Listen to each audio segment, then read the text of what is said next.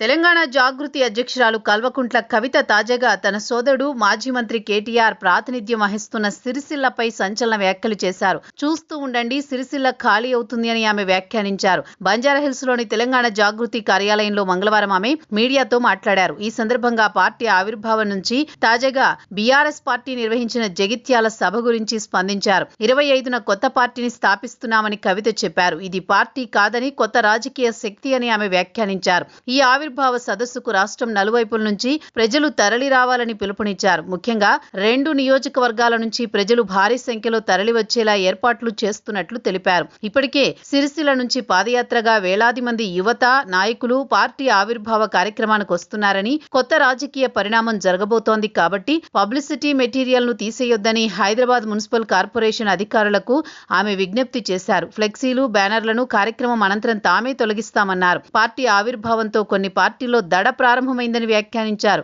అయితే ఏ పార్టీ అని చెప్పలేదు. ఇక ప్రస్తుతం ప్రభుత్వం ప్రజలకు వ్యతిరేక నిర్ణయాలు తీసుకుంటోందని తెలిపారు. వీటిని తాము ప్రజల మధ్యే ఎండగడతామని పేర్కొన్నారు. ఆర్టీసీ కార్మికులు చేపడుతున్న సమ్మెకు పూర్తి మద్దతు ప్రకటిస్తున్నట్లు కవిత చెప్పారు. ప్రస్తుత ప్రభుత్వం ఆర్టీసీని ప్రైవేట్ పరం చేసే కుట్ర చేస్తోందని ఆరోపించారు. అదే సమయంలో రాష్ట్రంలో రైతుల నుంచి ధాన్యం కొనుగోలు చేసే దిక్కులేదని ఆరోపించారు. గుంటనక్క ఢిల్లీ వెళ్లి డీల్ కుదుర్చుకునే పనిలో ఉన్నారని వ్యాఖ్యానించారు. కాగా జగిత్యాల మాజీ ఎమ్మెల్యే జీవన్ రెడ్డి బీఆర్ఎస్ లో చేరడం పైన కవిత స్పందించారు. ఒకప్పుడు తెలంగాణ వద్దన్న కాంగ్రెస్ రెడ్డిని పార్టీలో ఎలా చేర్చుకుంటారని ఆమె ప్రశ్నించారు. అంతేకాదు ఆయన వల్ల ఎలాంటి ప్రయోజనం ఉండదన్నారు. 75 ఏళ్ల కురువృద్ధుడు ఇప్పుడు ఏం చేస్తాడని ప్రశ్నించారు. నిన్న బీఆర్ఎస్ సభలో ప్రజల సమస్యలపై ప్రస్తావించకుండా ఉత్త కథలు చెప్పారు. బీఆర్ఎస్ సభలో కేంద్ర ప్రభుత్వాన్ని పన్నెత్తు మాట కూడా అనలేదు. ఆ పార్టీలో మహిళలకు గౌరవం ఎలాగూ లేదు అని విమర్శించారు.